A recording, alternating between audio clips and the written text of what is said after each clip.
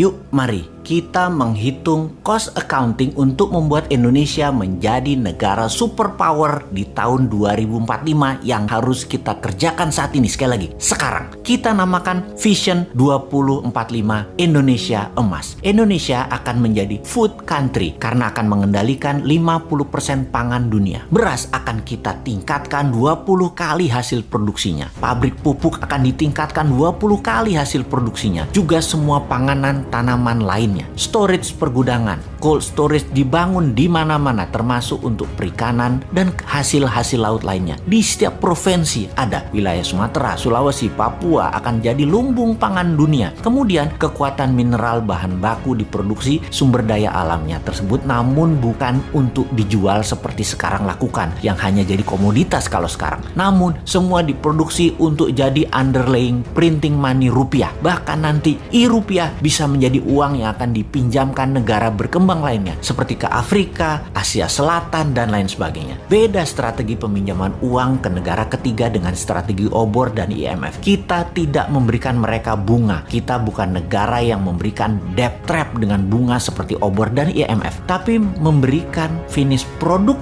yang mereka buat untuk Indonesia dengan harga 20% lebih murah untuk produk dan bahan yang Indonesia tidak bisa produksi. Lebih elegan cara kita. Namanya juga New Mind. Lalu kita akan menguatkan kekuatan armada perang kita dengan 4 angkatan perang dengan kekuatan laut didahulukan. Armada laut dan transportasi laut Indonesia akan menjadi terkuat di dunia karena akan membangun kapal mulai dari kapal nelayan hingga kapal kargo, mother vessel hingga kapal perang. Kita akan kembalikan kekuatan kerajaan Sriwijaya dan Majapahit. Ditambah mata elang kekuatan pesawat udara jarak pendek di mana Indonesia akan memproduksi pesawatnya Pak Habibie. Lalu kekuatan Space Army dengan satelitnya ada di mana-mana. Lalu kita akan membangun infrastruktur jalanan, rel kereta api, pelabuhan kapal laut, terminal bus, dan truk kargo untuk mobilisasi produk dan manusia termasuk memproduksi kendaraannya. Lokal kontennya harus mendekati 100% semua proyek ini. Dan ada sebuah hal yang penting lagi yaitu membangun 10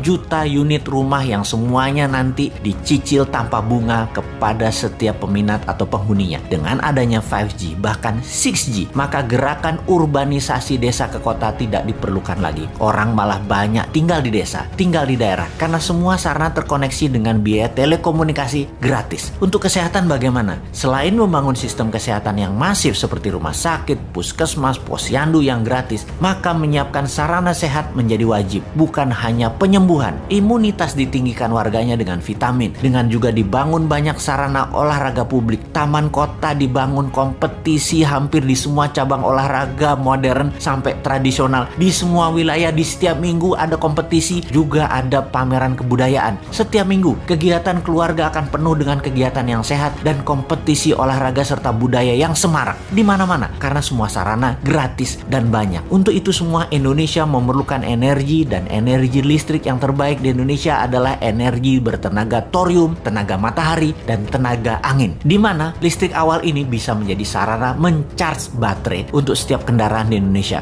Mobil listrik, motor listrik, bis listrik, truk listrik, kapal laut listrik, dan lain sebagainya. Hingga power plant tenaga batu bara yang merusak lingkungan itu akan hilang dalam 5 tahun ke depan. Cost accounting ini mohon ditambah lagi ya sahabat. Capek juga berhalu sendirian. Wahai sahabat New Mind, halunya dilanjutkan di komen Anda di bawah ini. Tenang, uangnya ada. Pastinya bukan pakai hutang negara lain ala janji suci yang lalu ya.